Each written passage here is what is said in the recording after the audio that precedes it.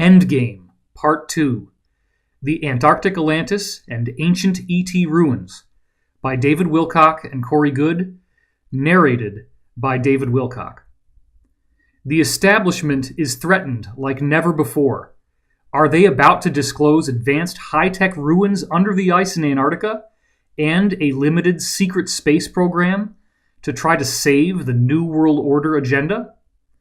This is some of the most surprising, fascinating, and relevant inside intel we have ever posted.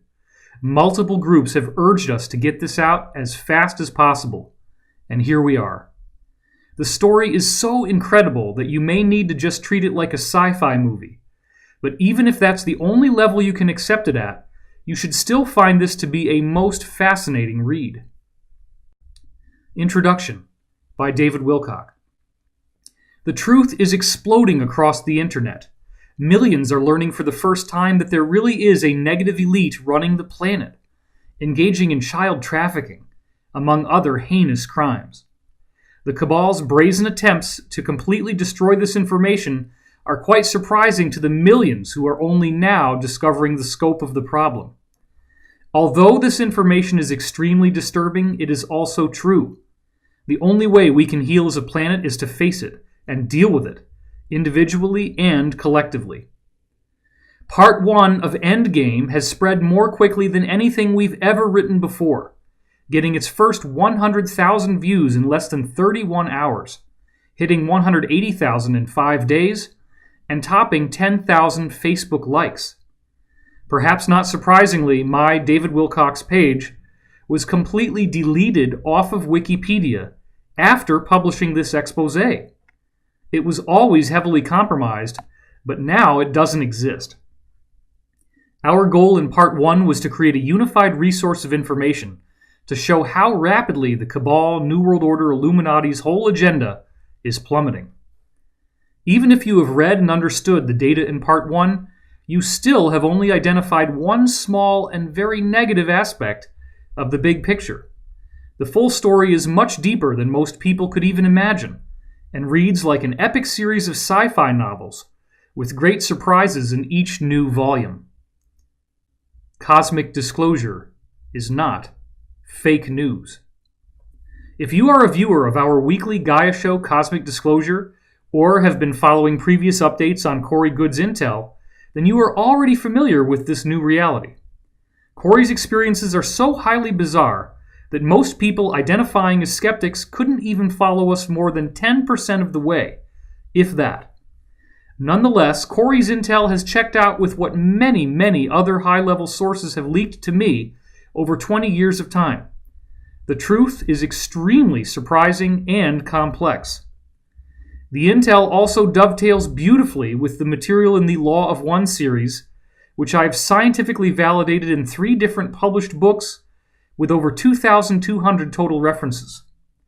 The Cabal has now taken the incredibly brazen step of blacklisting 200 highly popular sites, including Gaia, our main portal for Disclosure TV episodes. They are using Google, Facebook, Apple, Snapchat, and other assets to prevent you from ever being able to find these sites, even if your friends wanted you to see them. YouTube has begun aggressively taking down every person posting videos on this scandal, including all 3 we mentioned in Part 1, David Seaman, Reality Calls, and the Alex Jones video. This is the work of a third world fascist dictatorship, hardly what we would expect in a democracy. If this was truly all just a big misunderstanding, why are they being so aggressive? Why block Gaia? Why would Gaia have made it onto the short list of 200 Cabal-banned sites if Cosmic Disclosure was just a big joke? How did we end up threatening the media elite enough that they literally do not want you to have any chance of finding it, even if your friends sent you the link on Facebook or Gmail? From the world we are working within, the answer is simple. Child trafficking and spirit cooking at the highest political levels is still just the very beginning. The whole subject of UFOs, ancient civilizations, advanced technology, and ETs has been strictly controlled by this very negative cabal. Much of this classified information is incredibly positive and uplifting, including the idea of an imminent mass human evolution that many refer to as ascension. The Cabal is the proverbial dragon guarding the pile of gold and treasure, and the gorgeous virgin being held prisoner. If this group wasn't restricting our access to information, we would be living in a vastly more interesting world right now, with much greater technology. Is Corey telling the truth? By working around Corey for an average of 1 out of every 6 weeks over the last 2 years, I have seen ample evidence that he is telling the truth, as he has seen and experienced it. We have endured death threats, betrayal, financial hardship, and incredibly toxic abuse.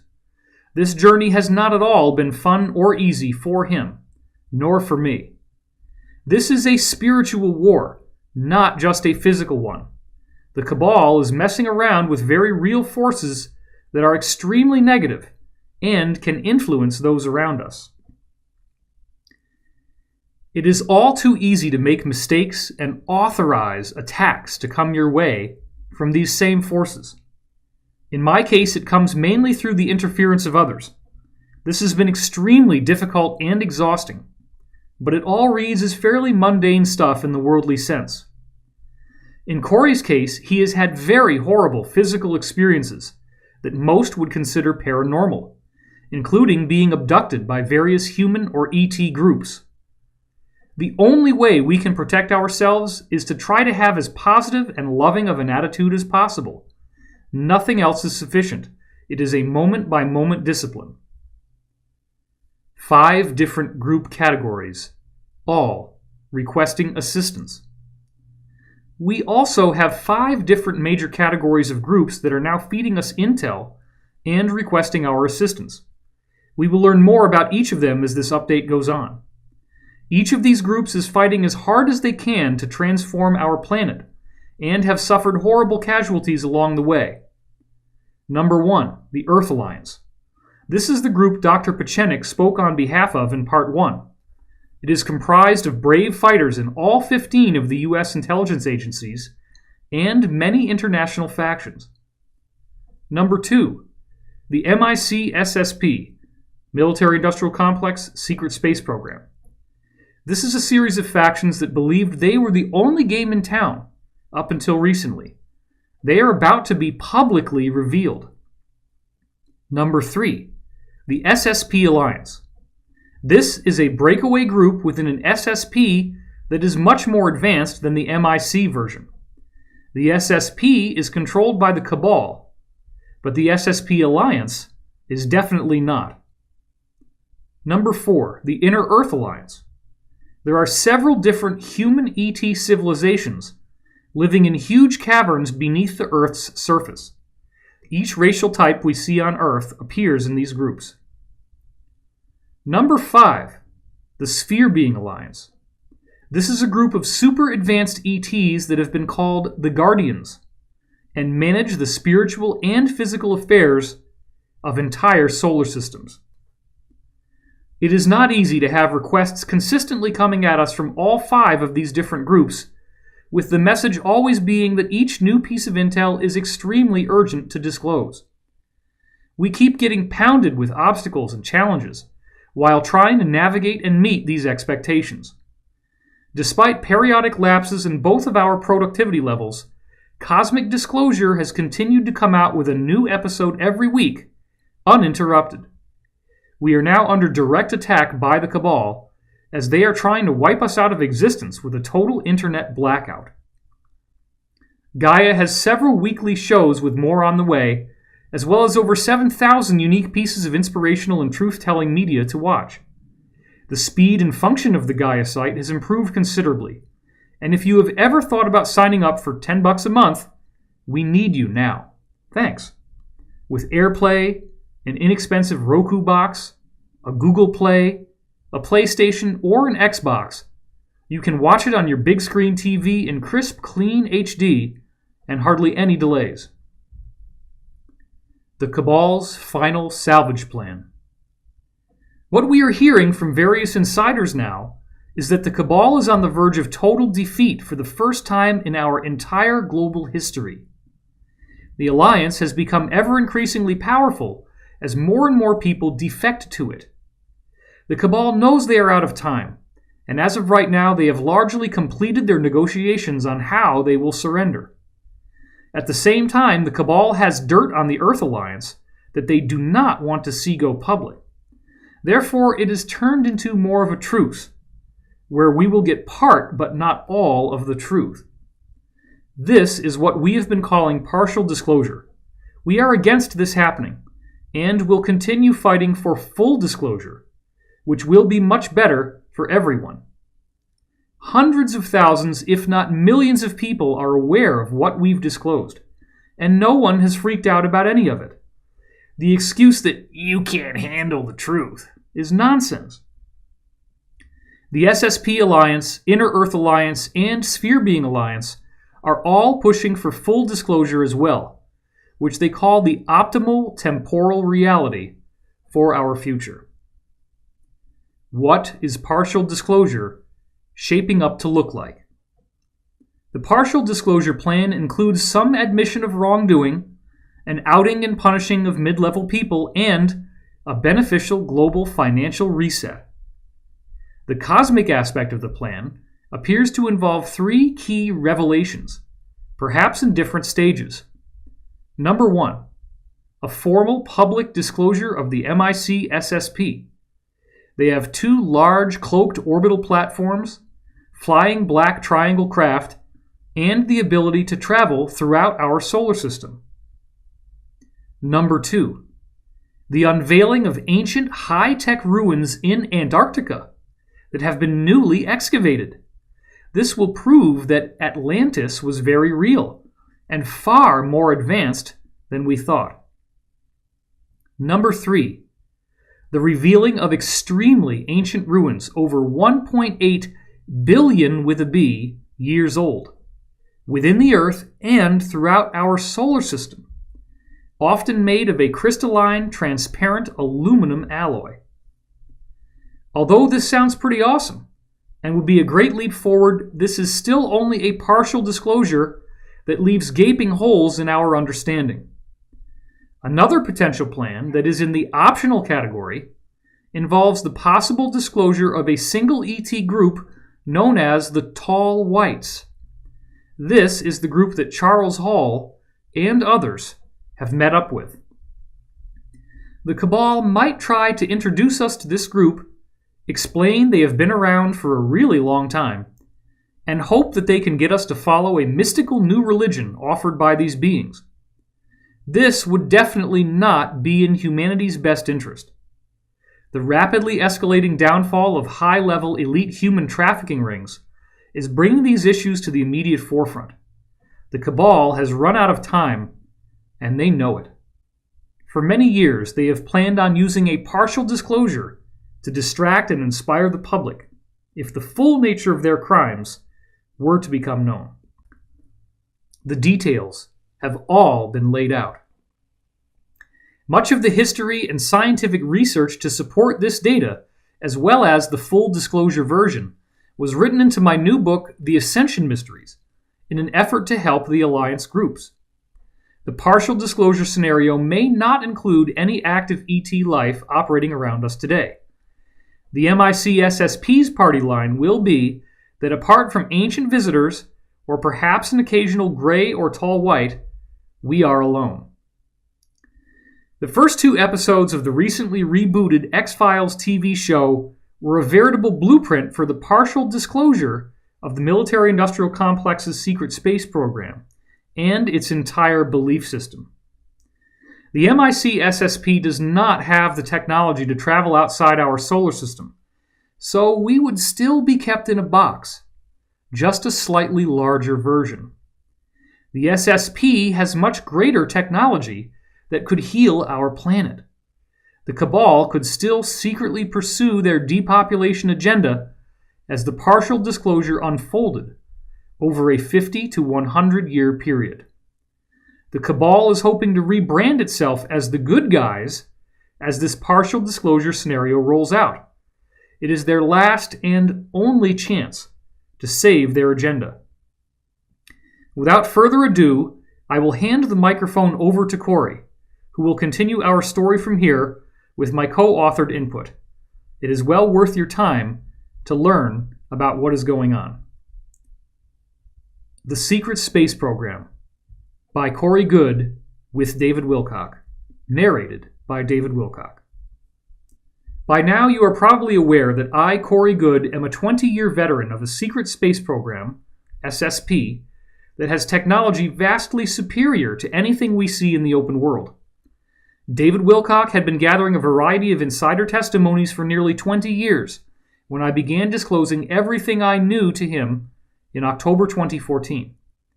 He was able to validate my testimony by having heard many of the same things from other high-level insiders at cosmic top-secret level and above. The majority of this insider testimony was completely off the public record and did not appear anywhere online, nor in any alleged fiction in the public domain. There were so many points of correlation that we stopped counting somewhere after identifying about 60 different highly specific examples. David's knowledge of hyper-classified intel similarly convinced me that he was in contact with people who had experienced the same world that I had. He gained these contacts through being a highly public scholar in UFOs and alternative science who had proven over many years that he could be entrusted with confidentiality. It is hard to imagine. The level of secrecy involved is so high that it is hard for most people to even begin to imagine the world of the SSP. An experience inside a true SSP base on Earth or elsewhere in our solar system would appear very similar to a scene from the movie Men in Black or Guardians of the Galaxy. An ever-increasing number of seemingly fictional movies, television shows, and video games are preparing us for an eventual disclosure. Some groups on Earth have been aware that we are not alone and have remained in active contact with extraterrestrials for thousands of years. Many more became involved when the Germans developed flying saucer technology with ET assistance in the 1930s. A vastly interconnected breakaway civilization has since developed, almost completely without any public awareness. William Tompkins independently validates. William Tompkins was unaware of me or any of my testimony when he wrote Selected by Extraterrestrials. Ours has strictly been an internet-based story, and Tompkins is a 94-year-old veteran who is not online. During World War II, he debriefed 29 different U.S. spies embedded in the German SSP at the time. There are many astonishing points of correlation between what the two of us are saying, again, far beyond any likelihood of chance. Interviews with Tompkins were conducted for Gaia before he knew anything about my testimony, but it all lines up beautifully. There are several episodes where we compare these knowledge bases, and the results are very surprising. Contact was reawakened. I had basically been out of the loop in the SSP since the late 1980s, except for a number of encounters with them in the 1990s and early 2000s that were all very brief missions. Much to my surprise, I was brought back into this world approximately 4 months after David and I began comparing notes. I was taken to a base on the moon that I was already familiar with, entitled the Lunar Operations Command, or LOC. By this point, David had gathered the bulk of my testimony together and had thoroughly briefed the senior management of Gaia on the story. I was quite surprised to discover that an alliance had formed within the SSP that wanted to share their remarkable technology with the general population of Earth. This alliance partially arose out of the SSP faction I worked within, known as Solar Warden. There are a total of 5 different SSP factions, and Solar Warden is made up of members from all 5 of them. The Solar Warden code name was also discovered by the hacker Gary McKinnon and was independently verified by William Tompkins. Sphere Being Alliance Ambassador. The SSP is already engaged with a diverse community of over 900 different human-like civilizations that they have regular, ongoing trade with, as well as less frequent contact with many others. I became a conduit for the SSP Alliance to speak with a group of highly powerful, positive ETs that had remained mysterious up until then. These beings arrived in hundreds of gigantic spheres parked throughout our solar system. The spheres have been coming in since the late 1990s and have remained cloaked ever since. David was aware of the spheres ever since they first arrived, as they were often being seen on NASA's own SOHO satellite and were referred to as sun cruisers. No other ET group had anything that was anywhere near this large in size, so it naturally was quite a source of interest. Gonzalez was the key. The man on the inside who ended up bringing me into this world again has been given the pseudonym Lieutenant Colonel Gonzalez for security reasons. He had experienced in-person contact with the sphere beings while in the SSP at about the same time I had experienced similar contacts while living here in America. Gonzalez did not report these encounters up the chain of command for some time, nor did I tell anyone about what I had experienced. In late February 2015, the sphere beings asked for me by name through Gonzalez. He did not know who I was, and his superiors had to look me up and figure it out. Up until I was requested by name, the sphere beings had completely refused to interact with the SSP Alliance, even though the Alliance felt they were trying to do something positive for humanity. The negative ETs will seek out contact with the most wealthy, powerful elites on Earth to promote their tyrannical, dictatorial, service-to-self message. The positive ETs seek contact with those who can help share their message of love, peace, and service to others. Thrown in the middle. I effectively got thrown into the middle of a debate between the SSP Alliance and the Sphere Beings. Furthermore, the Sphere Beings wanted me to serve as their ambassador, sharing their perspective not just with the SSP Alliance, but with the general public on Earth. They are here to help guide us through an epic human evolutionary event that many call ascension. I have been told this will involve a massive release of energy from the sun that triggers advancements in DNA and consciousness. Wilcock's new book, The Ascension Mysteries, has references to ancient prophecies of such an event from many different cultures. The giant spheres are a form of living technology that is used to help smooth out this transition as much as possible.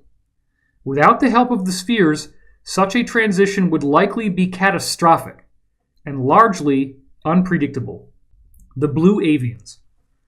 The main ET group I've interacted with has been the Blue Avians, a race of humanoids with large eyes and bird-like blue feathers on their bodies. We have since discovered that this is the same group that presented itself to the Egyptians through avian-looking humanoid gods such as Ra and possibly also Thoth. Their originally positive teachings were greatly distorted into the negative, as was described in the Law of One series. William Henry found ancient depictions of blue avians in Egyptian and other cultures, as reported in Cosmic Disclosure. Bird-headed humanoids are seen in Babylonian and South American inscriptions, as well as those of Egypt. Certain Bible passages describe Archangel Gabriel as having a bird-like appearance. Native American cultures also reported contact with the bird tribes, and the Japanese had the Tengu birdmen of the mountains.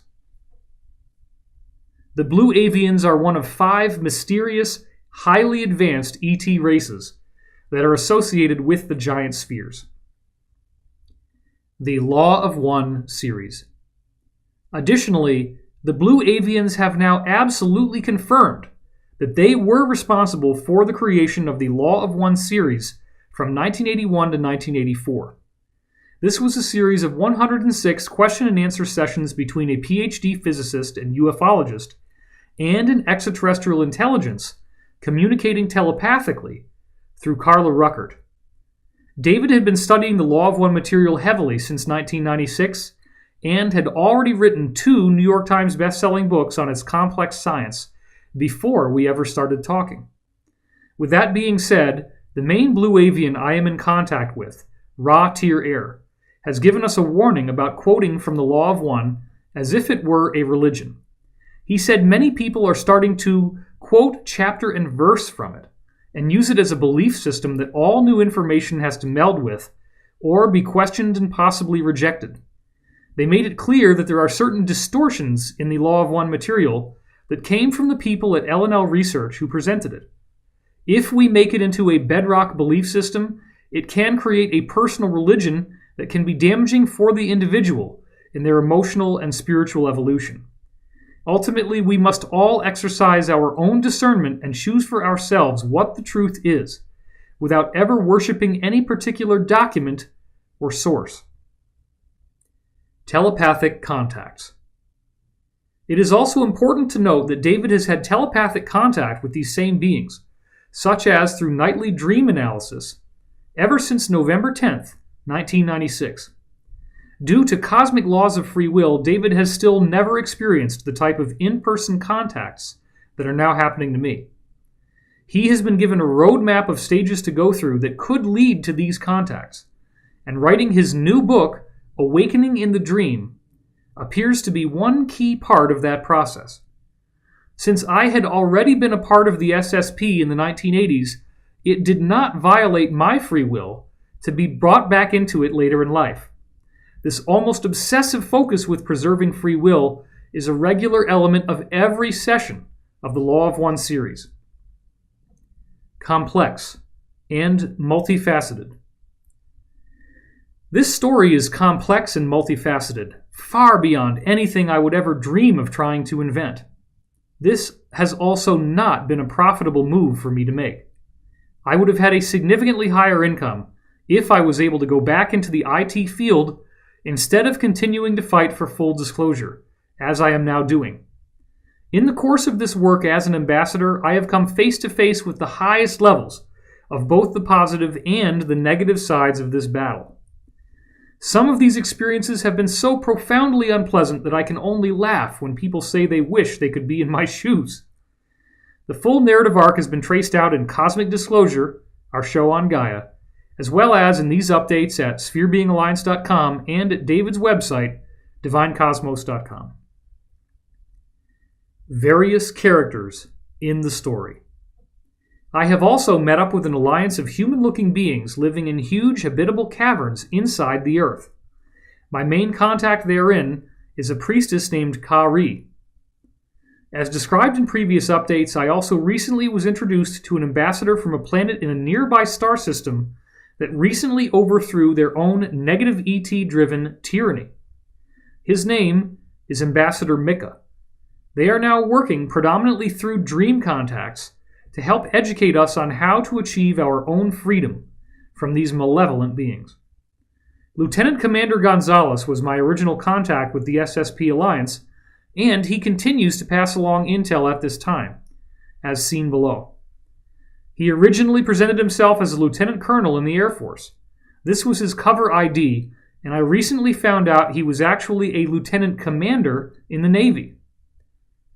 Lastly, I have been interacting with a more Earth-based SSP that is run by the Military Industrial Complex, MIC. The MIC SSP is unaware of the greater space program I was a part of, as we will discuss. So now, without further ado, we will pick up where we left off in the previous update at spherebeingalliance.com and in prior episodes of Cosmic Disclosure. A visit from the MIC SSP. Once again, in the early morning hours of Wednesday, October 26, 2016, I awoke to find that I was walking in the parking lot behind my house. This type of sleepwalking technology is standard fare for the Military Industrial Complex MIC Space Program Group that has been contacting me in the recent past. I immediately noticed the same stealth-looking MIC wingless craft that I was taken in last time. It was parked in the same place it had been in the last time I was taken. The same two airmen greeted me and asked me if I was physically able to walk up the stairs. Since I had almost fallen after my knee buckled the last time they contacted me, they seemed as though they were being overly cautious. I went up the stairs, entered the craft, and was brought to the familiar room where I had been chemically interrogated before. This naturally caused me to feel extreme anxiety, since the original interrogations I went through were not pleasant, to say the least. I was asked to sit in the same seat and was buckled in.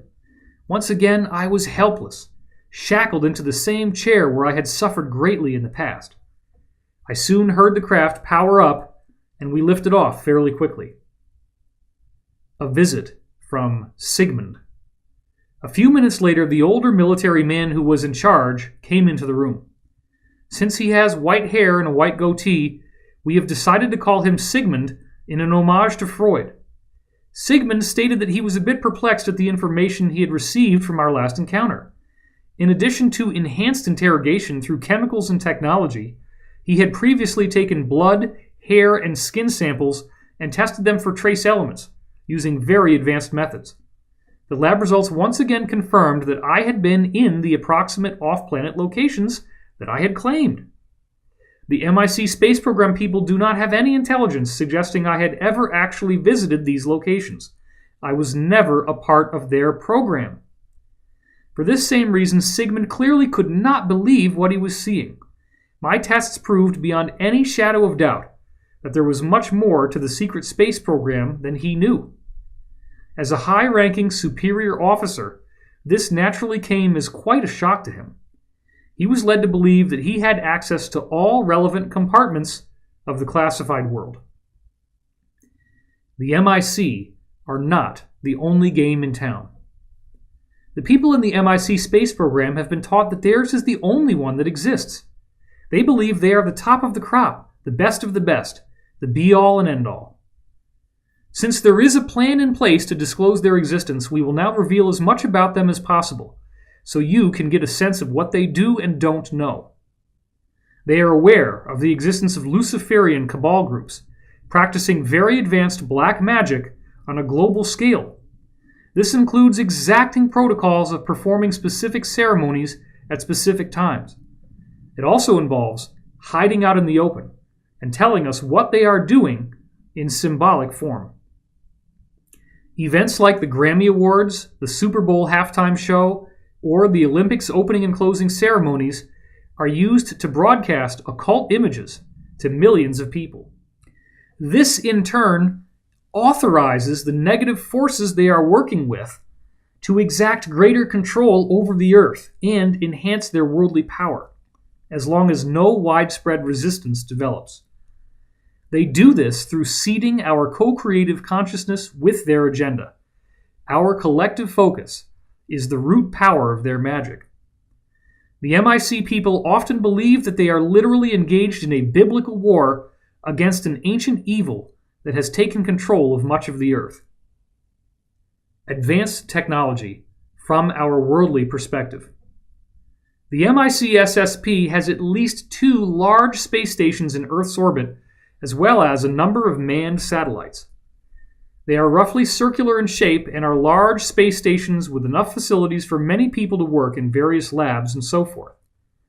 They are also reported by insiders to possess floating aircraft carriers that look exactly the same as what we saw in the Avengers and Captain America: The Winter Soldier.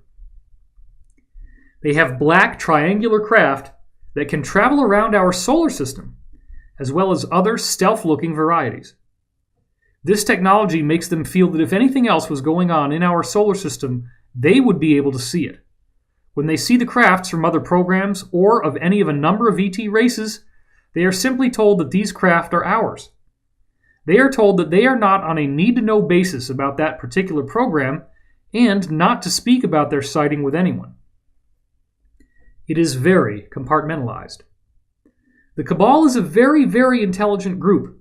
They built the MIC SSP from the very beginning to be disclosed at some point as a protective deception to hide the deeper-level secret space program.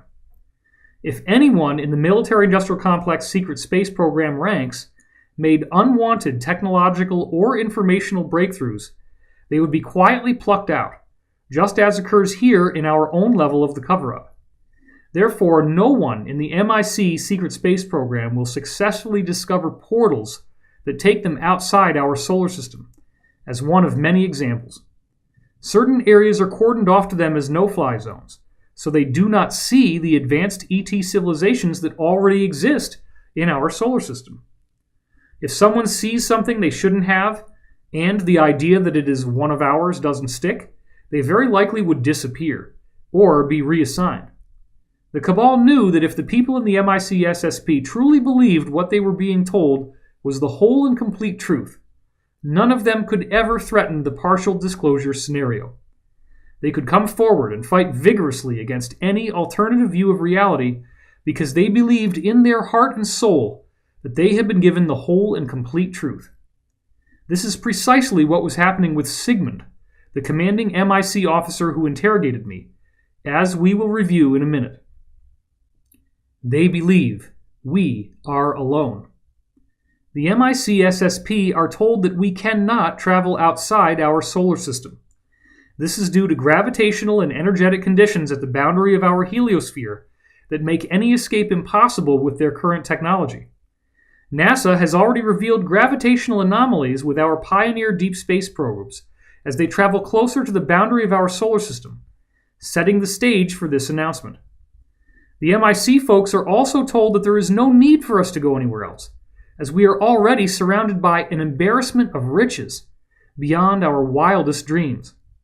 There are many impressive prehistoric intelligent ruins to explore here, from what they call the ancient builder race. The oldest of these ruins date back more than 1.8 billion with a B years. Most of their members believe that any ETs have long since come and gone from our solar system. The only exception is time travelers from Earth's own future who have come back and visited us. Different levels of knowledge, depending upon the group. The MIC secret space program is made up of different military and intelligence groups that have varying levels of knowledge of ETs. Some think there are only 4 or 5 groups visiting us. Some don't think any have been here for thousands of years. The top brass of each branch have basic knowledge of 50 plus other ET groups that have visited us. This knowledge goes back to the 60s and was standard info in the briefings then for NATO and the DoD, etc. It is much more complex than can be summarized in a paragraph or two. The mid-level narrative. The mid-level personnel have been told that some humans who have time-traveled here from our own future now look like Greys. This is due to evolutionary changes from having lived underground for thousands of years. One of the partial disclosure narratives was designed to focus on this idea, namely that all the human-looking and gray-looking ETs come from competing timelines in our future. The higher-ups usually know about a handful of ETs that are here now, but they are ordered to keep silent about it.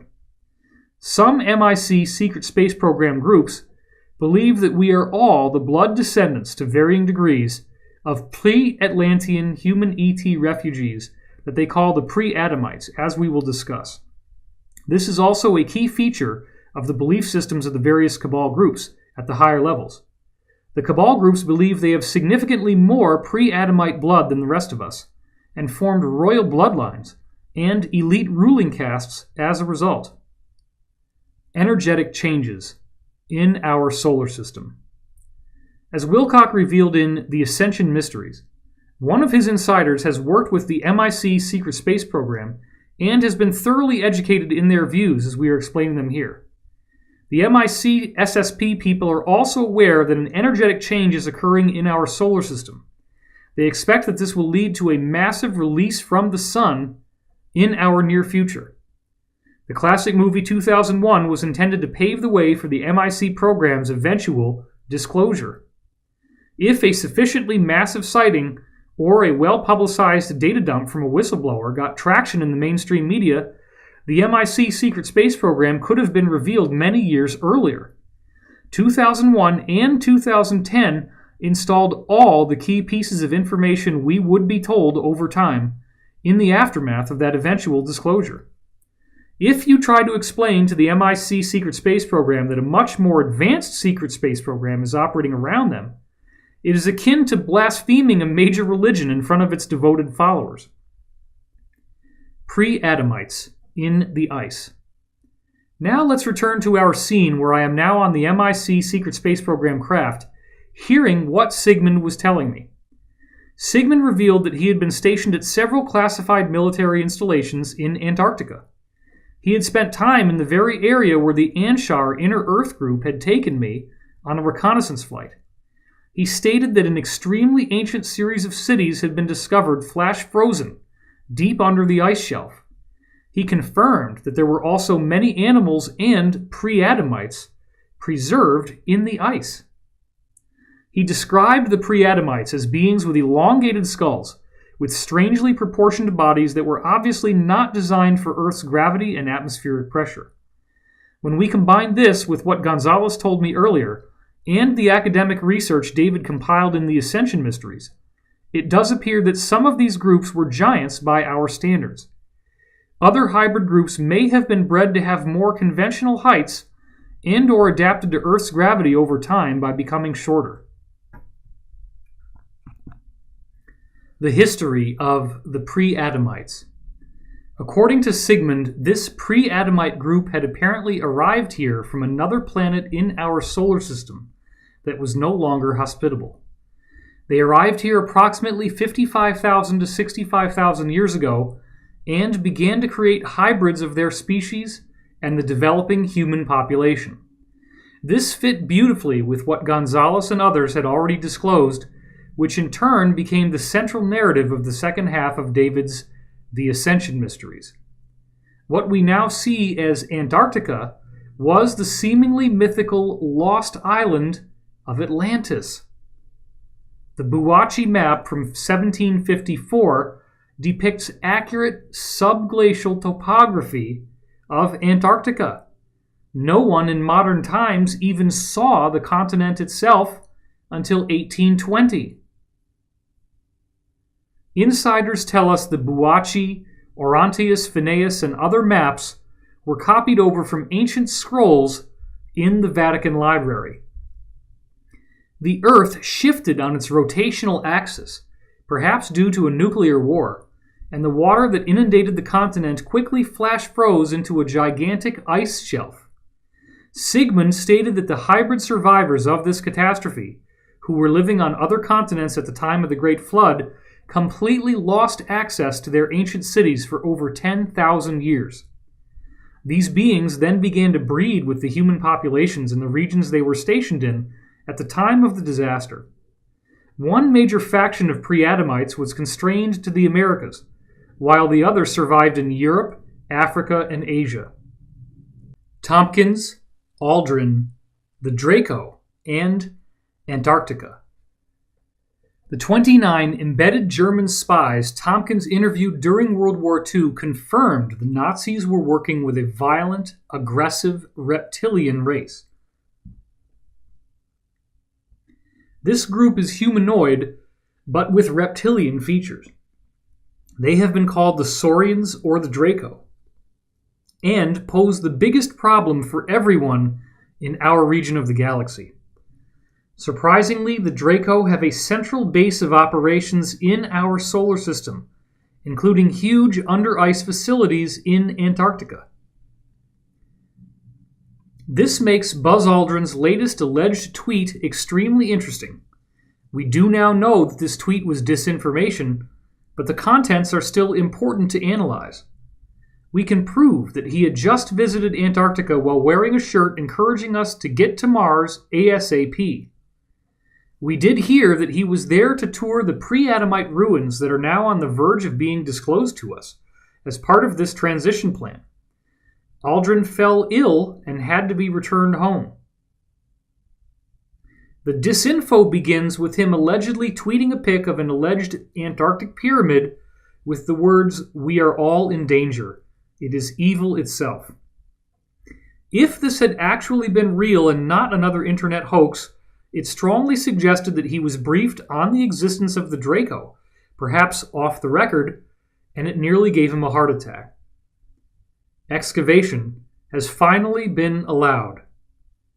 My contacts in the SSP Alliance revealed that the Draco have finally allowed the U.S. to excavate new pre-Adamite archaeological sites under the Antarctic ice. They have also granted permission for the small number of surviving pre-Adamites to access these areas once again.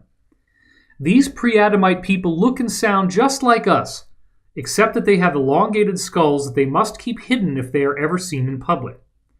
David asked me how many of these people still live on Earth. As of now, I do not have any clear intel on their numbers, but it is likely in the thousands, if not more. The amount of ancient technology and information that has been found preserved in huge libraries under the Antarctic ice is staggering.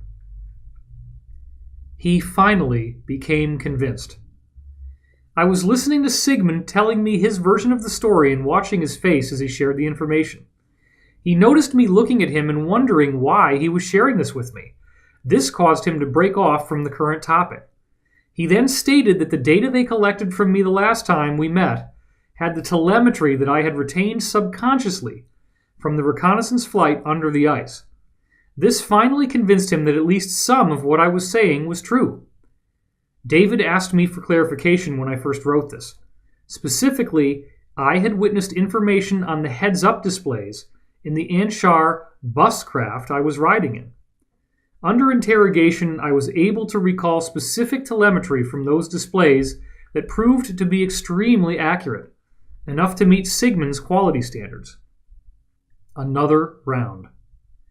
Sigmund then stated that he was going to alter my state of consciousness again, to be able to dig deeper into my experiences and see what else he could glean.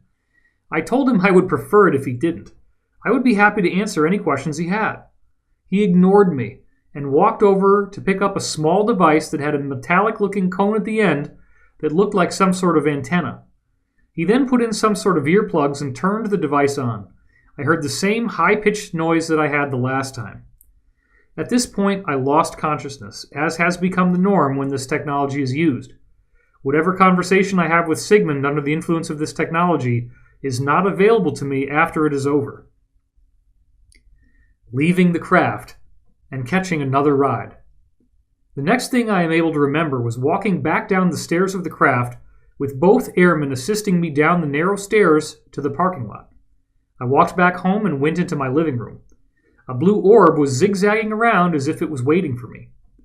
This is a phenomenon that has been ongoing since this all started in February 2015. It is the transportation system used by the Blue Avians. Many people are starting to see blue or purple orbs just as I had been told would occur. This is a key part of our mass awakening process. I indicated that I was ready to be transported and was taken back to the same Mayan breakaway mothership I had been on before. Another meeting with the Mayans. The Mayan breakaway group started out in Mesoamerica, and thanks to a successful ET contact, they were able to migrate off-planet. They have since become advanced enough to develop a unique technology that appears to be based on the use of stone and consciousness. They act as a healing group that have provided treatment to Gonzalez and many other survivors of SSP enslavement and torture. There were now 6 of the Mayans in the room. 3 of them were females. I had only seen a female on one occasion before with any degree of closeness. Gonzalez was standing over by the floating stone console looking at it, while a Mayan was working the controls. He directed his attention to me and greeted me. He walked up and scanned me with the same black stone sphere that he held in his palm the last time. He smiled, and as he lifted it up, he said, "Please focus your attention on the magic 8-ball." He then scanned my head again while I tried to focus on the black stone sphere as he requested. Once he finished his scan, he turned and walked over to the floating console and somehow placed the stone sphere into the side of it. He then looked over at the Mayans. They then went into the next room where another stone console was floating and gave us some privacy. Seeding info into the MIC secret space program. Gonzalez stated that he was sorry he couldn't share some of the details about why I was being abducted and interrogated up until now. He stated that this was part of an operation that was seeding information into the ranks of this MIC secret space program. Apparently, many of them are disillusioned and questioning whether or not they were indeed at the top of the intelligence totem pole, as they had been led to believe. He stated that if this information gets to the right people within the MIC secret space program, it could hinder the wider plans of doing a partial disclosure of their program. These individuals now felt there was much more going on in the programs than they had been told. Gonzalez further communicated that I had to be unaware of this operation, so the interrogators would not figure out this info was being given to them on purpose. I had assumed that a similar scenario was behind why I had been kept so completely in the dark about what was happening to me, and why all of this had been allowed to occur by the SSP Alliance and the Sphere Being Alliance. More on the pre-Adamites and Antarctica. Gonzalez and I then talked about the conversation I had on board the MIC Secret Space Program's craft regarding the pre-Adamites. Gonzalez confirmed that he had received the same intelligence from some of his SSP Alliance contacts. The same data also appeared in the reconnaissance flight telemetry that the Anshar had shared with him. Advanced tech in ancient ruins. Gonzalez soon moved to another topic. He stated that Cabal proxies had discovered pieces of ancient technologies hidden in time capsules in many of the ancient Sumerian ruins. These proxy agents completely razed these ancient ruins to the ground, looking for these time capsules. These groups not only found several pieces of technology inside the walls of these ruins, they also located some new sites buried below them that were much more ancient. He stated that these artifacts were being stored in Mosul, Iraq at the moment. He also stated that one of the reasons such a vigorous battle is occurring in Mosul at this time is because various groups are fighting to recover these artifacts. After these historical sites were destroyed, the Alliance sent operatives to other similar sites across the planet to do sonar scans and try to locate more of these time capsules. He stated that they were doing so in the dead of the night and were using very advanced technologies to try to detect other anomalies around these ancient sites. The pre-Adamites want control. According to Gonzalez, the ancient technologies that were discovered in Iraq had belonged to this pre-Adamite group. This group wants the return of these technical artifacts immediately, considering them to be their private and personal property. However, certain factions who are now in possession of them will not turn them over. These are Earth-human proxy groups that the Cabal had sent on behalf of the surviving pre-Adamites. They got the cosmic equivalent of gold lust when they saw the treasure. What further complicates matters is that there are two different royal bloodlines among these pre-Adamites. These two groups are in a type of competition over the control of the financial and political systems of various countries. As I have said before, the people we are now calling pre-Adamites all have psychopathic characteristics by our normal definition of the term. The elongated mitre hats everyone wears in the Vatican are one of the ways they have been able to conceal themselves while still operating amongst us. The surviving pre-Adamites apparently have blue eyes. A weakening of the Cabal coalition. Gonzalez stated that this argument over the pre-Adamite ruins meant there was an obvious weakening of the Cabal's coalition. This split in the ranks of these global syndicates was being exploited by the Alliance. It seems that many of these Cabal groups now see that their organization is about to be fully exposed and brought to justice. The disclosures David mentioned in Part 1 did not happen by chance. They are the direct result of the hard work of the Alliance through outlets like WikiLeaks. It appears that many of these people are positioning themselves to cooperate with the Alliance during the prosecution phase. This, of course, is a very helpful thing. David and I have both consistently stressed that whistleblowers should be seen as heroes. It is very important that we not devolve into a witch hunt mentality. Issues with memory. At this point, the stone console behind him started flashing symbols in various colors of light. He turned his attention to the control panel as I noticed two of the Mayans entering the room. All three of them walked to the floating stone console and observed the symbols appearing in an obvious sequence. He glanced over at me and asked me if I was still having issues with my memory. I stated that indeed I had noticed difficulty in remembering things such as my children's birth dates, etc. His forehead wrinkled up a bit. He said he wanted to consult the Mayans to see what type of help they could offer. He then smiled at me as a blue orb entered the room and zipped directly in front of my chest. He continued to smile as he waved goodbye. I was taken to my living room, where I again laid on the couch and fell asleep. Another encounter with the Banished. Over the next 2 days, I was trying to make sense of what had occurred. I attempted to meditate on the experiences to see if I could remember what had happened while I was being interrogated. On the following Saturday, however, I was completely distracted by another encounter with the Banished female that had implanted entity attachments in me months earlier. This had been a highly unpleasant experience where I awoke to her being in a hotel room I was staying in with my family. Everyone else was fast asleep when this happened. She was completely uninvited. As soon as she noticed that I was aware of what was going on, she was able to make me again go unconscious. I had still been recovering from the removal of the entity attachment by Kari a few weeks prior. During this recovery time, Kari had contacted me a few times to let me know my vibration was out of alignment, and they were having difficulty getting through to me. Much of it had to do with the removal of the entity attachments, but some of it had to do with some anger issues I had towards an individual who I was working with. I was still carrying around a bit of trauma and resentment from my previous encounter with the Banished and the number of weeks it took for Kari to let me know I had these entity attachments. Now I found myself face to face with this same woman from the Banished group. I had gotten up extremely early to do some work while my family was still asleep.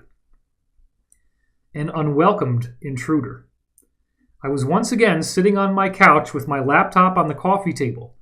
Suddenly, I felt static electricity in the air and looked over at the wall where my fireplace was.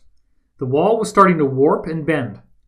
I stood up and backed away to the other side of the coffee table from the wall. Right where the wall was warping and bowing inward, the same tall blonde female came walking through. She was taller than I thought I remembered. She was a good 3 or 4 inches taller than me and was wearing a very revealing outfit. She said, "Don't be afraid. I am Mara, and I mean you no harm." I just stood there slack-jawed in disbelief. I was both intrigued and a bit afraid after our last encounter. She sensed how I was feeling and smiled, as if she was pleased by it. She narrowed her eyes and smiled even bigger and began to walk towards me. I had part of the L-shaped couch behind me and the coffee table in front of me. I was thinking of an escape route when all of a sudden there was a brilliant white flash. Just in the nick of time. When my eyes had adjusted, I immediately saw Kari and the 2 men from the Anshar group approaching Mara, who now had a frightened and shocked look on her face. I looked around and noticed that I was in a smaller domed room that had one door that was covered by the hard light force field. I had been portaled into an Anshar, inner Earth city. The 2 Anshar men escorted Mara out of the room and down a corridor. I was still feeling some of the after effects of fear and anxiety from the moments in my living room with Mara. Kari walked briskly up to me, placed her hand on the side of my face, and looked into my eyes. I immediately began to calm down, and my rapid breathing and heartbeat subsided. I asked her why the Banished was back, and what was her intent. Kari stated that her intentions were not honorable, and that they intervened for good reason. It is vitally important to stay positive and loving. Kari then stated that I would not be bothered by Mara again, but that I needed to keep an eye out for more of her kind who will come looking for her eventually. I asked what would happen to Mara. Kari stated that she will be placed in stasis until upcoming events had fully played out. She then gave me a hug and put both of her hands on my shoulders. She looked me in the eyes and told me that I needed to let go of my anger with certain individuals that I am working with, and to focus on getting my vibration back in balance. She gave me that huge infectious smile of hers, and then patted my shoulders and told me she was sending me back now. I was still a little bit shocked and confused from the encounter with Mara, and I'm sure my eyes showed it. Rebalancing my vibratory state. After another brilliant flash of light, I was now standing in the same place I had been in prior to the transport.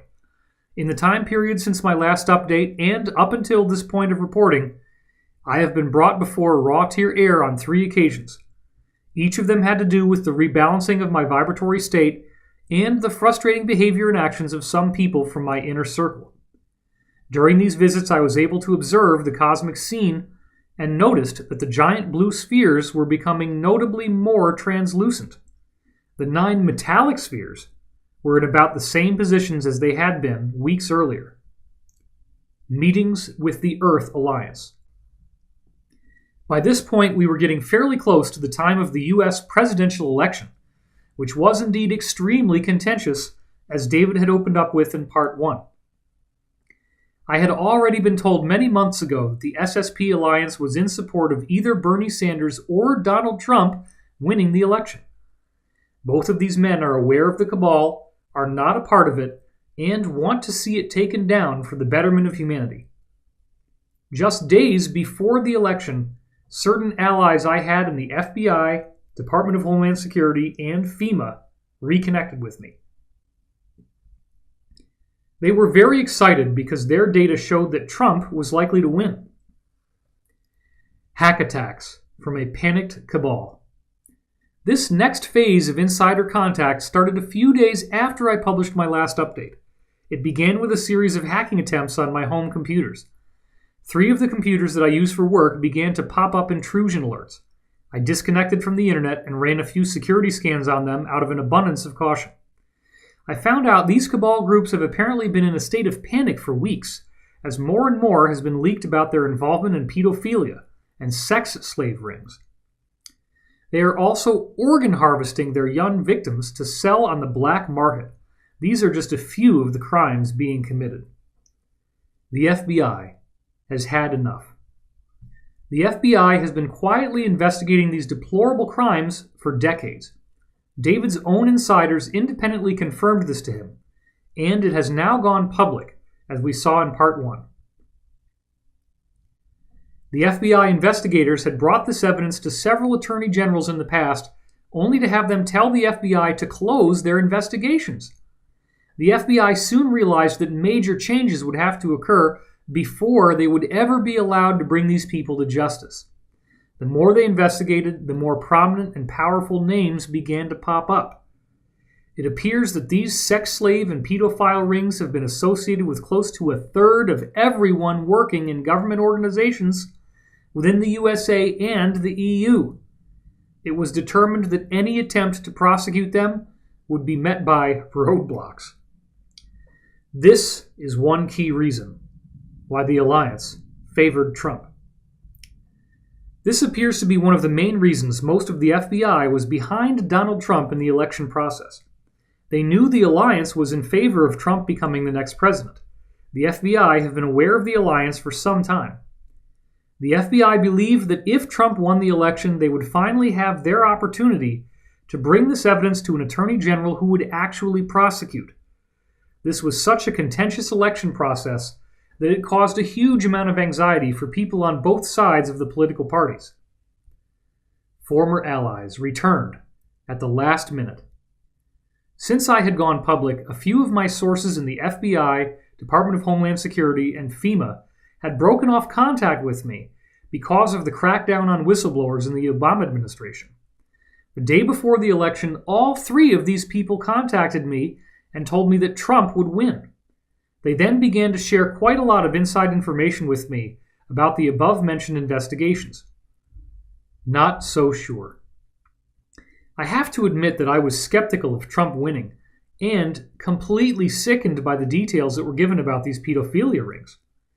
I was also a bit suspicious that all 3 of these individuals contacted me to share intelligence so soon after I was warned that a disinformation campaign against all SSP whistleblowers would occur. It was clear that I would have to vet these sources all over again. Time to gather all the intel. The following night, I was as shocked as everyone else to see Trump actually win the election. I was able to confirm through other sources that these 3 individuals were not attempting to discredit me. I then contacted them for a full download. I found out that Soros is under investigation by the FBI for all he did prior to the election years before and his involvement in the current riots. Obama appears to be willing to agree to not pardon Hillary if some of his legacy is preserved somehow. It appears Trump and Obama are keeping that option open, but I doubt it will occur after hearing all of the President of the United States ties to the Clinton investigation that keep popping up. There is a very unsettled mood among the establishment types. This was not supposed to happen. They tried to rig the voting, but underestimated the voter turnout for Trump. David captured a photograph of the front page of Huffington Post, now controlled by Verizon, on Election Day. It showed a 98% chance of Hillary winning and a 1.7% chance for Trump. Vote hacking would not be sufficient. It turned out that there were so many voters for Trump that it outpaced the Soros-owned voting machine glitches that they hoped would steal the election. They had calculated that changing approximately 1 out of 100 votes for Hillary in the key swing states would be sufficient, and they were wrong. I was clearly told that Soros was financing most of the riots right now, as I just said. There are also lots of revenge attacks occurring against Russia from Cabal-type groups. I found out that things are very bumpy right now between the Alliance and Cabal. They were not supposed to lose the President of the United States position. Very sickening information. As David shared in Part 1, Dr. Steve Pieczenik revealed that the Alliance was behind the Pizzagate emails. They knew exactly what we were going to find when they leaked them. The general population is being prepared for some very sickening information about all levels of influence in the U.S. government. We are going to find out how many people who are very influential from both political parties in the U.S. and the EU have been a part of this massive pedophile ring. This sex slave ring has also been used as a device to blackmail powerful people into paying large sums of money, as well as to influence how they make policy decisions. Once these uncomfortable truths are disclosed, society will not only be ready for more of the truth, they will take to the streets to demand it. Once we see how much is hiding below the surface and that this is just the tip of the iceberg, it will no longer be so easy for any power group to control the people. A visit from a drone. Shortly after I renewed these contacts, my wife came in the back door at about 1 p.m. Central Standard Time and told me a drone was flying all around the back of our house. I ran outside to see a white drone flying around, getting a good look at our house and the parking lot behind us. It then suddenly flew off quickly to its apparent takeoff zone, which had to be pretty far away. I had recently learned that there are similarities to electrogravitic craft in the way drones operate and are controlled. It was further communicated that some of these exotic craft have flight control systems that mimic game controllers or radio remote controls. Full-sized drones will appear in our skies as part of partial disclosure. I was told that in our near future we will see our skies fill with 3- and 4-rotor aircraft that look very similar to the drones that are so popular right now. I was also told these tri- and quadcopters would be almost completely automated, with advanced collision avoidance and autopilot features. This scenario would be part of a limited and partial disclosure program. The Cabal had hoped this would result in humanity not being told about anti-gravity technology until some time later. I was told that the rotors and motors on these drones could be replaced by anti-gravity technologies as they are declassified and become available. These craft will be used quite a lot by the military and police, as well as by various civilian industries. I got interested and purchased my own drone. My interest was piqued to the point where I decided to purchase a drone of my own to learn how to fly them for myself. Since I purchased a cheap drone that doesn't have GPS, all I have done is crash it repeatedly. I don't think it was a coincidence that a drone was performing an open reconnaissance of my house so soon after I bought my own. This visitation happened in the same week where I had purchased a cheap drone at a local electronic toy store, and only 12 hours after I had published my most recent report, A Shadow Revolution. If you have read my last report, then you heard that a shadow revolution is occurring in the USA and is being supported by the Earth Alliance. So much of this battle is occurring in the background and over the internet that we are only now beginning to see it bubbling up into the open. I think we should all be meditating on a smooth transition and a full disclosure for humanity. Never before have the masses been so fed up with the corruption that is blatantly occurring right in front of our eyes with no accountability. We are witnessing the beginning of a grand transition. There will be growing pains for sure, but the end result should make it all worth it. If we can navigate through this time period honorably, we will have set ourselves up for the consciousness renaissance that we have been robbed of for millennia. Antarctica and Cabal surrender. Various world political and religious leaders have been brought down to Antarctica in the last year. The new archaeological finds are a major reason for this. They are excitedly taking tours of the findings. According to sources, the Cabal plans on fleeing to an island in New Zealand, certain areas of South America, and Antarctica.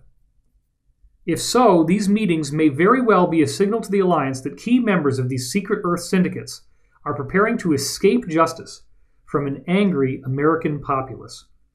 The Cabal had believed they could steal the election and once again escape their fates. They were wrong.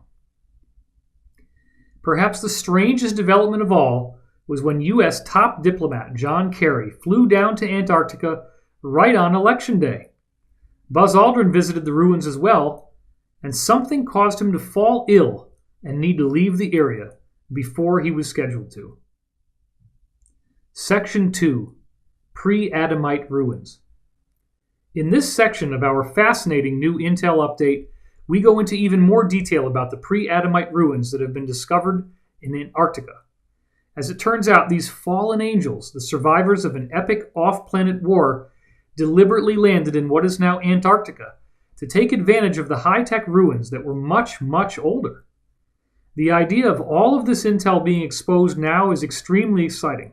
The Cabal is already offering tours to their own people of the ruins, and for them, it is like going to a cosmic adult Disneyland. Final section. Introduction by David Wilcock. Corey had put together everything you just read in the first section before our latest Gaia taping. In fact, the write-up was an essential element of organizing his thoughts for our interviews. Not long after we returned home from the taping, additional surprising experiences happened to both Corey and me. I ended up with a planned power outage that was only supposed to last a few hours, but stretched on well past the time I had to go to bed. Without electricity, the house became cold and dark, and I had to rely on my prepper supplies to live comfortably, which I basically did. A fairly prolonged power outage may occur. I saw that this could be a synchronistic warning of a mass power outage that would occur as we head into the final phase of the Cabal's takedown. There have been long-standing rumors of an approximately 2-week power outage, perhaps a bit longer, as the Alliance goes through the final stages of arresting key Cabal operatives. This is primarily intended to prevent them from fleeing and to minimize panic and civilian casualties during the arrest process. Shortly after my power outage, Corey and I got talking via Skype text, and the results were good enough that we will close out our article with the notes of our conversations. By this point, Corey had new experiences that added even more to our story, but he hadn't had time to write them up yet. We have slightly edited and improved our conversation in order to make it more readable and listenable, and add greater context in certain areas. Conversation between Corey and David. December 3rd, 2016, 2:14 a.m. David: we just had a day-long power outage. Everything was pitch black, and they didn't turn it back on until well after midnight, well after everyone had to sleep in dire cold. What are your thoughts on the 2-week power outage scenario for mass arrests? This seemed like a 5-alarm fire level warning, telling me to get ready for it being a lot longer than one night. Corey: that is why I delivered the message to have a minimum of 2 weeks of supplies. I am definitely ready. Unraveling very quickly. David: it does also appear that the Cabal will create a financial collapse to further try to ruin Trump if nothing else works. Pizzagate was the #1 story on the internet yesterday, as evinced by it being the top of Dig, which is a content aggregator. I photographed that. This whole thing is unraveling very quickly. The more the mainstream media keeps saying there is, quote, no evidence and no victims whatsoever, unquote, the more the kids doing this are waking up and fighting even harder. It's very interesting. So I am seriously wondering if the stuff could hit the fan before the inauguration. They may not be able to hold it off that long, and the Cabal may force things to come to a head sooner than that. Most of the agreements have been made. Corey. Things are actually moving at a snail's pace in the background right now. Just about all of the things we talked about that were being negotiated between the Alliance and the Cabal have now been agreed upon, mostly. In the meantime, prepare to see tons of elite connected people resigning from their jobs. They will not flee the country, of course, but will immigrate to a safe zone out of protest of Trump being president and ruining all of their hard work, etc. David. Wow. How recently since the election did they come to a full agreement? Corey. Most of these agreements were final just before the election, once the likely outcome had become apparent, but many have occurred after the election. David. Both of these data points can and should work their way into the update so it is current. I will see to that. Losing power for this long was like a massive cosmic reset point for me. It does make sense that the Cabal would make an agreement once they see what is happening. However, their core teaching is betrayal is the first rule of the order, so it is unlikely that they will ever accept any deal and actually do it. The Antarctic discovery. Corey. I have now had well over a dozen confirmations that indeed a huge effing discovery was made down in Antarctica.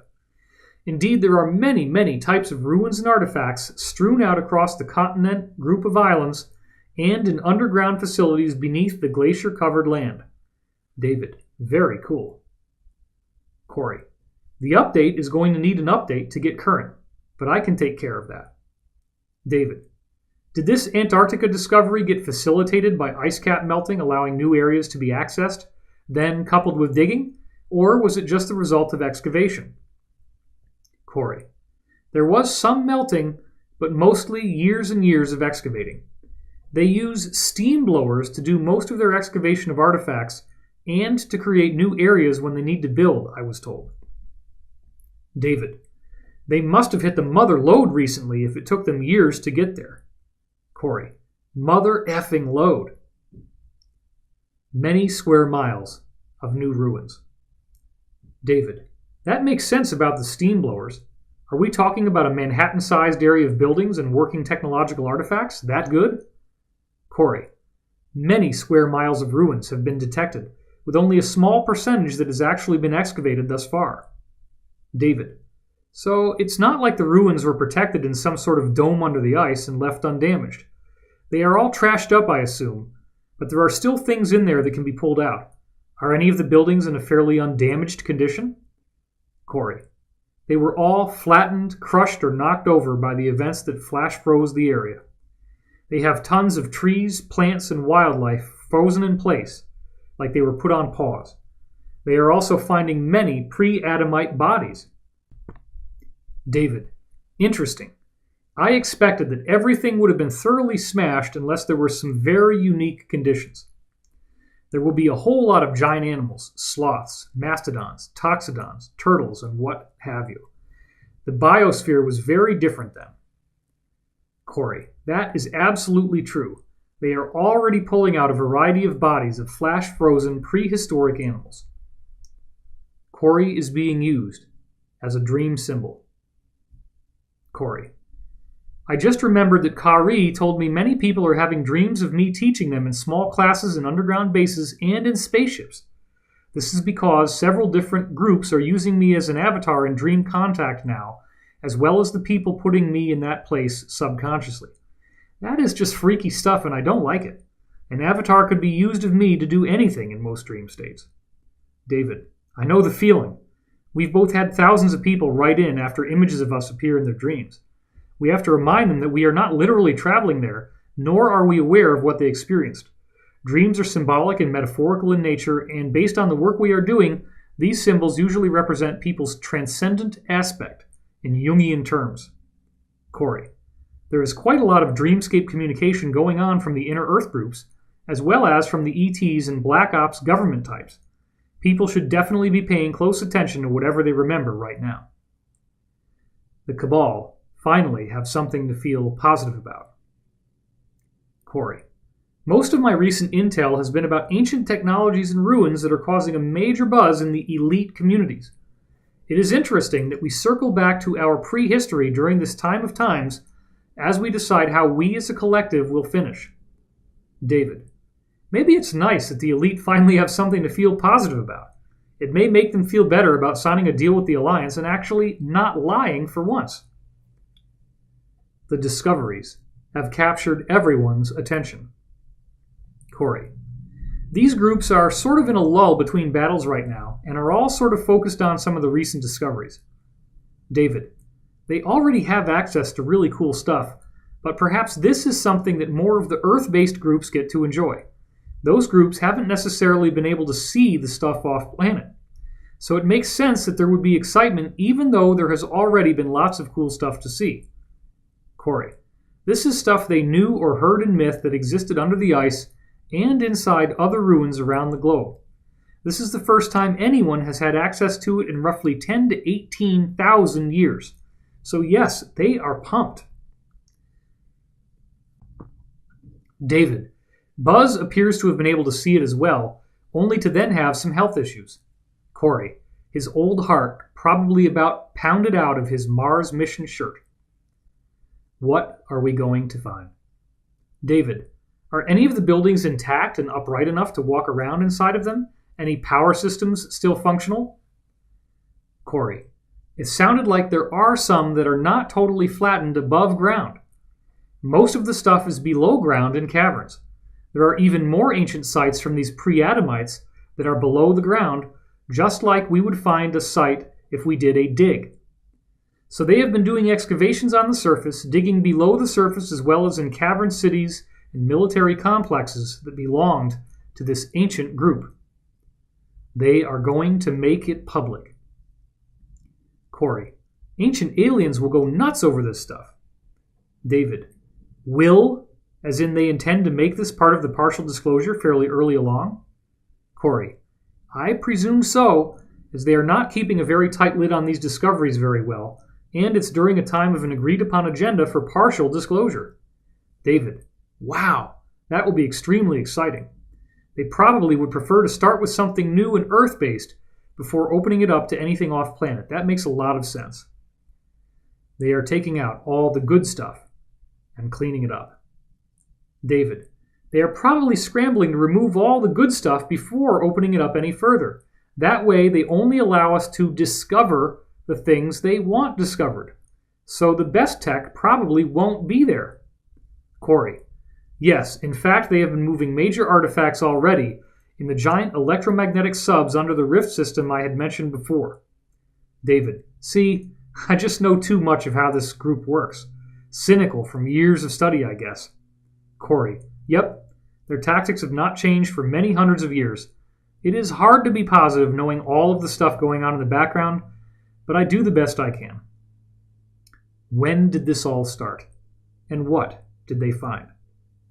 David. Are a majority of the top Cabal people touring there at various times? And when did the discovery actually get excavated to an appreciable degree? Corey. The first discoveries occurred some time back, not sure. They had an idea of what was below the ice after doing very high-tech scans from space. They had been excavating one site and discovered many, many others spread out across what used to be dry ground. This happened over time. They have been studying what they are finding and moving some of it out before bringing in various bigwigs from various secret societies. Then they do tours like the Cabal Disneyland they have in the stasis chamber in Ohio. They are continuing to excavate, but know what is around in the areas where they have cleared away the ice. They are worried that all of the steam excavation could cause the surface of the ice shelf to collapse down on the sites they have uncovered.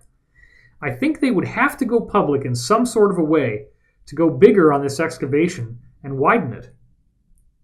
Why couldn't you talk about this before? David. Very interesting. Why was there a feeling of you not being able to discuss this before now? You had about 3 months where you were alluding to this but couldn't go into details. I don't understand what the sensitivity factor was all about.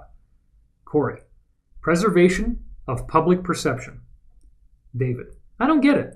They didn't want you to be the first to leak the story? They want to maintain the narrative and do it their own way instead of having it leaked? Corey. The SSP had operatives in place on our end. That kept some of the info from coming out sooner. The elite want to maintain the narrative.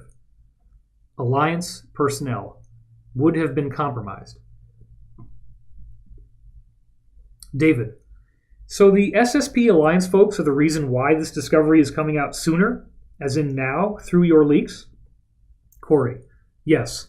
And all SSP and Alliance assets have been removed from the theater. David. Right. They had to clean it all up first. Corey. Yes. They had assets in place in key labs and installations, etc. All of that intel is being gathered right now. There are tons of freaking labs down there studying all kinds of stuff. David.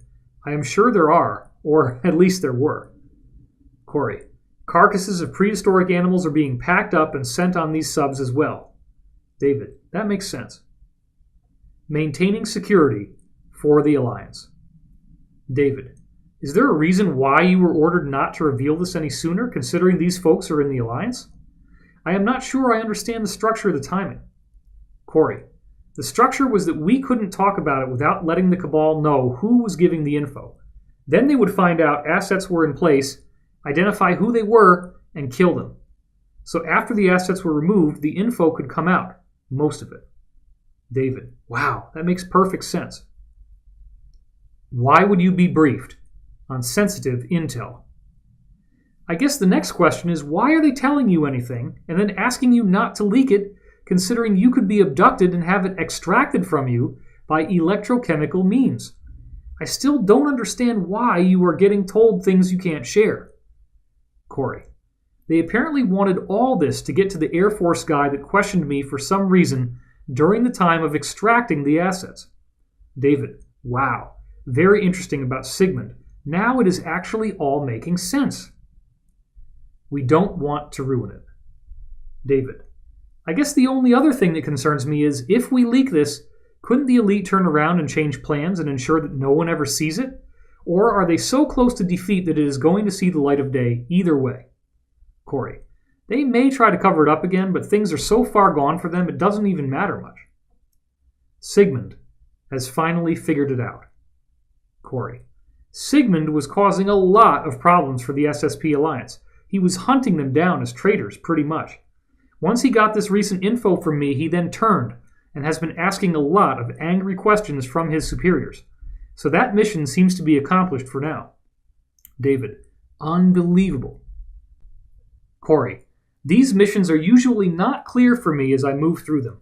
It is a hard way to work, for sure. Why couldn't he have gotten the intel through other means? David. I don't know why he couldn't have just pulled phone records from my calls with Jacob and Henry Deacon and compared it to what you were saying. There are far too many specifics to be fake. Corey. He thinks they are all full of it and are gaming you as well. David. It's not possible to telepathically download so many specifics from each other at that level of complexity. It would be much easier for them to be telling the truth than for it to be some vastly coordinated deception. I just could never buy it, and that is why I have always been behind you 100%. Corey. Yeah, they were trying to figure out if I was just one hell of a psychic pulling this stuff out of the ether. This has been a major shift for the positive. Corey. Whatever the truth really was, old Sigmund was going to get to the bottom of it and find all security leaks for sure. He does not screw around. David. I am very glad to hear he is no longer destroying the SSP Alliance. Corey. It was causing the SSP Alliance members that are part of these programs in the military to be so shy that they were not coming out of cover to report and do command and control work. So yes, this is a big deal. David. And this was the guy at the center of the whole problem. This is very interesting. It is quite a relief that things have turned around. You were used, definitely, but you may have saved the entire full disclosure scene in the process. Has the SSPA's attitude towards us improved any since the Wrangler days? I would imagine this was a major win. Corey, I don't think they've had a lot of time to talk bad about us for a while now. They are very happy Sigmund was leaving them alone right now. Even more intel after Part 1 was published. David's note. This was where we had left off and were ready to go. Right after Part 1 went up, the MIC secret space program seemed very happy. We were then given the following intel. December 7th, 2016, 9:28 a.m. Corey. Wow to the frickin' wow! I got a nice chunk of info about the pre-Adamite ruins and other things discovered in Antarctica during a no-questions briefing this morning. It was from MIC Secret Space Program personnel sent by Sigmund. The pre-Adamites went to Antarctica to re-inhabit ancient builder race ruins. It appears that there was already some ice on Antarctica when the pre-Adamites arrived. It was, of course, in a different position than it is today, much closer to the equator. They went to this semi-tropical region even though it was not as hospitable as other places on the planet for a reason. They were coming here with little technology from a dire situation and wanted to take advantage of ancient builder race ruins and technology in Antarctica. There is at least one ancient builder race ruin complex there that is over 1.8 billion with a B years old. Amazing tech remnants. The researchers found pretty amazing ancient tech remnants. One discovery was a complex of rooms with a gold-copper alloy mix that were in plates covering the ceilings, walls, and floors of this complex. An image of Botatong Temple in Yangon, Burma, could be used for a general vision, not exact, of these gold rooms. They had weird spirals and grooves in the plates. They were obviously for channeling large amounts of electricity. There were other rooms that had a different atmosphere than we breathe, where the gravity is only about 36% of one actual Earth G. Cannibalized their own craft. It looks like the pre-Adamites cannibalized the ancient builder race ruins and technology along with the technology they had brought with them from their original world. It was obvious that they had also cannibalized the craft they arrived in to build the oldest parts of this pre-Adamite main city. Dude, there are so many things they found are finding. They have excavated little of what they have detected. I hope to hear more soon. I was told to keep this under wraps until more info has come in. Sharing it with you, though. David's note. 2 days later, we got authorized to include this material, which I was very happy about. Additional intel came in as well. Dehydrated, mummified bodies. Corey. Amazing ancient ruins were found in large areas of Antarctica, along with flash-frozen prehistoric animals and the inhabitants of the cities at the time, who were all killed in a major catastrophe. They have found these people looked much the same as the bodies that were discovered while excavating the Pompeii, Italy eruption. The Adamites that were not mixed hybrid breeds were indeed in the 12-foot-tall range. The bodies were all dehydrated and looked like rubber or dried leather. Many had slight pot bellies with fat pockets on them, as they did on their chests, like the dreaded man boobs. They were wiry, with very little muscle definition. They were in dress that was very similar to Egyptian, except it was more lavish, colorful, and pretty, with fine linens, etc. Their style was similar to ancient Egypt, but with a slightly different look on the headdresses and garments as well. The highest-ranking MIC SSP officers do know about ETs. December 9th, 2016, 6:39 a.m. Corey. One clarification needs to be made for the article. The highest-ranking officers in the military-industrial complex secret space program know there are a few other ETs here in the solar system. They know of 4 or 5 that frequent the Earth, and over 50 that are known to have visited Earth or our solar system. Only the bigwigs like Sigmund know about the larger number of ETs. They plan on reporting to the masses that either no ETs are here now, or they may introduce us to a human-looking ET that has been here for a long time. David, it is very interesting to hear that the MIC Secret Space Program guys do know about some ETs and are not necessarily kept in the dark. That was new. Corey, yes. Many of the higher-ups know of a handful, like the info in the books that NATO had in the 1960s. There are various factions of military and intel groups that make up the MIC Secret Space Program, all with different narratives. David, we can clarify all of that. Corey, Most of lower-level people don't know of aliens, and all of them have wanted to push the ancient aliens info and the story that current ETs are time travelers. That is what they want to do to the public in partial disclosure. David, this is very interesting and useful, and we will definitely work it in there, as I did not know that. Genetic experiments were being conducted. December 10th, 2016, 5:28 a.m. Corey, I am getting more and more in chunks, so to speak. There have been finds of complexes of genetics labs that were creating all sorts of mixes and matches of humanoid species on Earth. They were mixing the DNA of each of the Earth humanoids that were meant to be separate experiments of the genetic farmer races. This created all sorts of human hybrids. They also bred certain traits into small test populations to create different types of humans, giants, etc. This created problems with the genetic farmers. They seemed to also be working on bringing back certain humanoid dinosaur-type races that had perished on Earth long ago.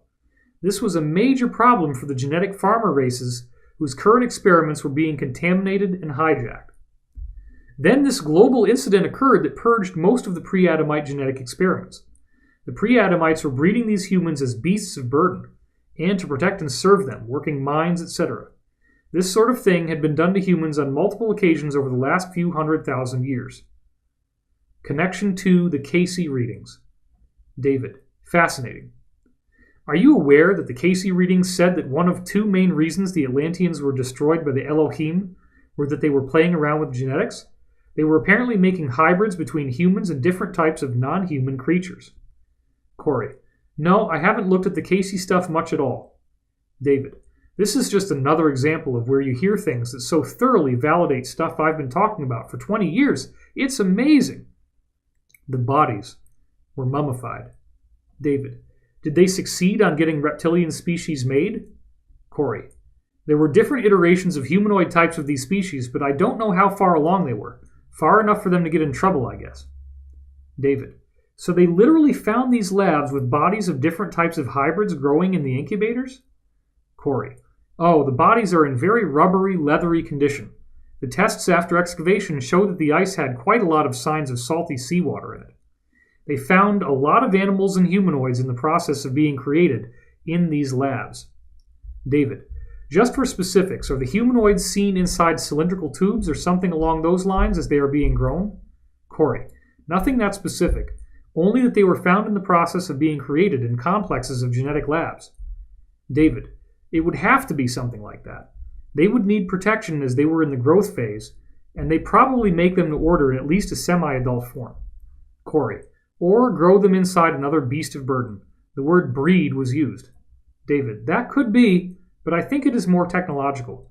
Breeding could still be technological. They were in survival mode. Corey, the pre-Adamites were doing things lower tech than they would like. They were here with very little of their tech or comforts from home. They were in survival mode up until the global event. David, right, that makes sense. Corey, not sure if I told you, but I did in my tweet. Many pre-Adamite bodies were found similar to the way bodies were found in Pompeii. It has actually been nicknamed by some as the Pompeii on ice. We need to expand our focus. Corey, right now, all of these SSP people and these beings are wanting people like us to focus outside of our choirs that we preach to.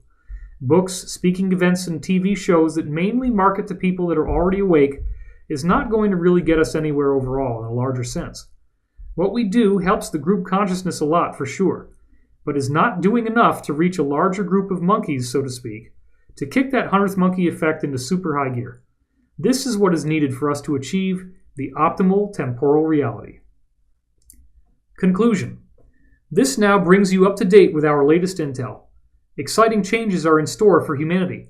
It may seem hard to believe any of these things are true. We understand that. Bear in mind that one of the most important reasons why we are doing this is so that the establishment cannot control the narrative. We do not want partial disclosure. With Sigmund now aware that he has been lied to, that whole plan may no longer work. If you start hearing any of the things we have been saying here as mainstream news, then you can remember where you heard it first. We can also expect that many more people will come back to this write-up after such an announcement or some variant of it, is made. Doing the work. Both David and I are working on releasing as much quality intel as possible in the time window that we still have. If the establishment were to release this intel first, then we would appear to be riding on their coattails. The future is sure to be very interesting, and the telltale signs of an endgame are already visible. This is the greatest football game in our recorded history, and the outcome is not yet defined. You can help steer this towards a positive result by maintaining a positive, loving attitude in your thoughts and actions towards yourself and others. Winning the cosmic battle. This is indeed a cosmic battle between good and evil, and the good guys are winning. The key to success is in not allowing any negative information you encounter to affect your overall positive attitude and co-creation of a better future. You are already seeing major elements of what we have been telling you now appearing as widespread realizations, with plenty of provable evidence. The Cabal's only real chance to stave off defeat and appease the Alliance is disclosure, so we have some very interesting experiences to look forward to in the near future. Your support of our grassroots efforts is vital to our success. You can find out much more about this insider world by subscribing to Gaia and watching our shows. Corey also has had continuing financial distress, so if you feel guided to, please visit spherebeingalliance.com and make a donation. David's new book, The Ascension Mysteries, gives far more context to what we have discussed here, and both of us are eagerly awaiting the announcement of new projects as well. Thanks, and stay tuned. Update by David Wilcock before posting. The story is already leaking. We were urged to get this article out in the strongest possible terms as fast as possible. Corey's article went up Sunday morning, December 11th, after we had worked on it all week as fast as we could. Almost immediately after Corey posted this first draft, the planned intel rollout we were warned about started to happen. It was an incredible, quote-unquote, coincidence that was obviously a very deliberate event. Let me read you this headline now. From the Daily Star. The lost city of Antarctica. Shock claims massive civilization exists beneath a mile of ice. Antarctica is hiding a huge city underneath more than a mile of ice, according to incredible claims, by Rachel O'Donoghue, published December 11, 2016.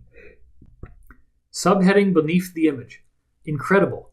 A lost city hidden underneath sheets of ice would be an astounding find. David's note. Let's read a part of this for ourselves, as this was quite astonishing.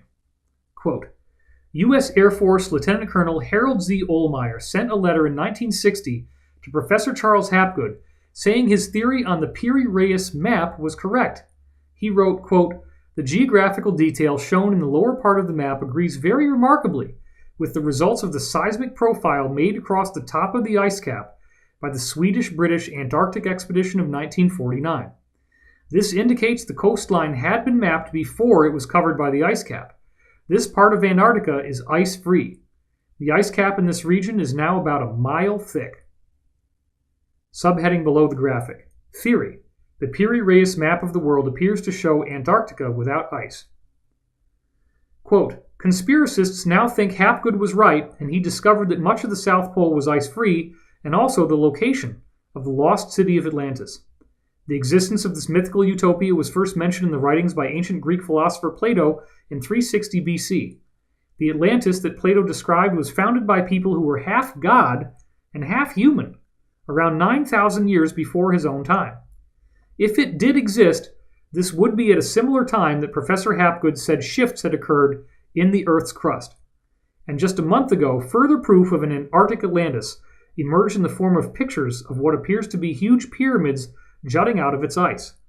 The astounding photos showed structures that bear an uncanny resemblance to the pyramids of Giza, which were built thousands of years ago by the ancient Egyptians. Could all of this mean one of the world's greatest mysteries is about to be unlocked? End quote. Things are getting exciting. I have barely even gotten enough sleep since we were told it was so urgent that we get this out as fast as possible. Now, almost instantaneously after Corey posted the first version, without most of the images included in the one I posted on Divine Cosmos, we get an article that teases exactly what we were telling you about. What are the odds of this being a mere coincidence? As astonishing and over-the-top as this intel sounds, it all lines up beautifully. There is no way we could have invented a story like this simultaneously with the release of such a teaser in the mainstream media, We were already talking about it in part 1. Thank you for your support of this work. This is really starting to get interesting. Update minutes later. Synchronicity already starting. Endgame Part 2 is taking off just as fast as Part 1. The views are flying in after just a few minutes. I just added the Solar Warden image and the hit counter was at a nice even number, 1,600. This is another example of the synchronicity phenomenon I reported in Part 1 happening again. Then, after breaking this into 2 sections and adding some graphics, Part 1 was now at 181,855, 18,1855. A few seconds later, after checking on this update, it got even better. Now the first and the second articles both had repeating digits in their hit counters, 18,1888 and 4399.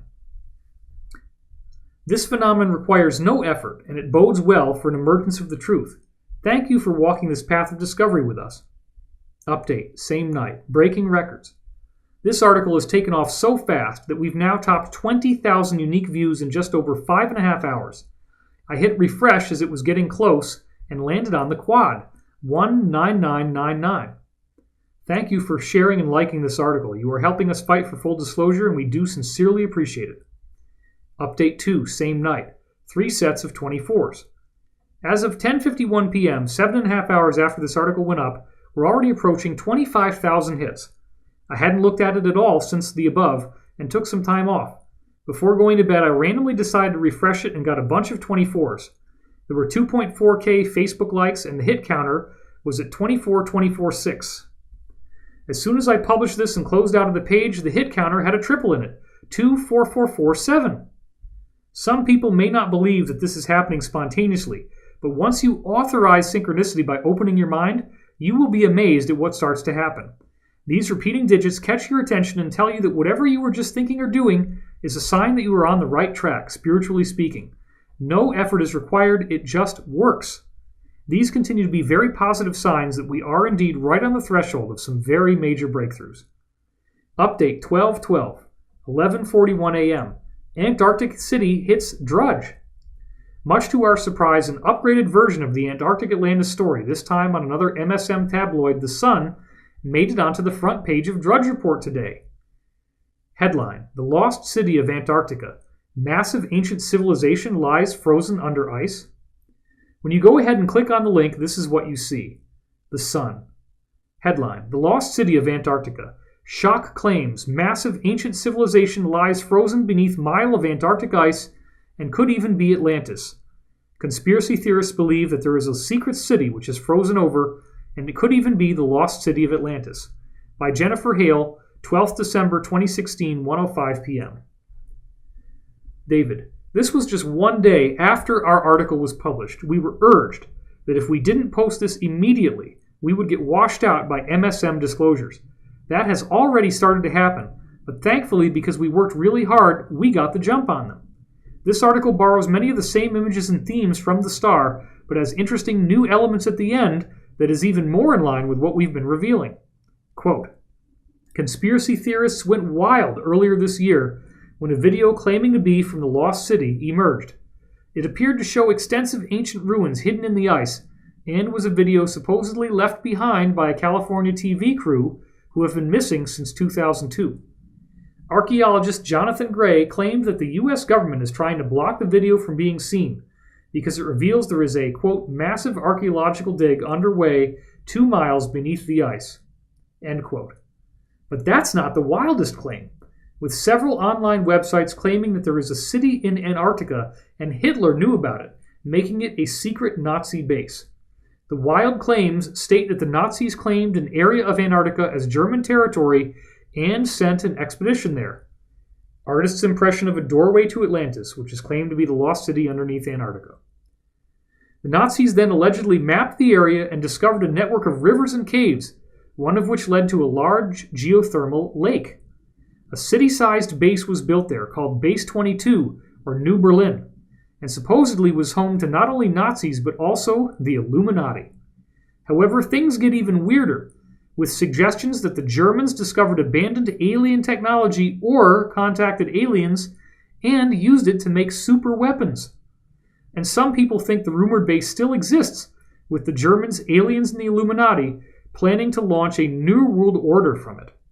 In October, explorers discovered the remnants of a secret Nazi base hidden deep in the Arctic, just 600 miles from the North Pole. Whatever beings may be inhabiting the base, they'll need to make sure to wrap up warm, with one unlucky Antarctic explorer revealing this week he is suffering from the painful-sounding condition polar penis. This is getting very interesting, David. Never before have we seen such stunning proof of an insider disclosure leading to a nearly instantaneous release in the mainstream media. I have a sneaking suspicion that many will bravely risk a case of polar penis once we find out what's waiting for us down there. History is in the making, and we thank you for helping us get the word out. As one final note, we are going to be speaking at the Conscious Life Expo in February 2017. Corey has talks, I have talks, and we highly recommend that you come and check it out. Go take a look for yourself at consciouslifeexpo.com. Another hilarious thing is that I recycled this page, reloaded it as I was reading this dictation, and the hit counter right at the bottom right now is 64647. It's really incredible how this keeps happening. This is David Wilcock and Corey Goode, and we thank you for paying attention and supporting us with your hard-earned money, because this work isn't going to be possible without you.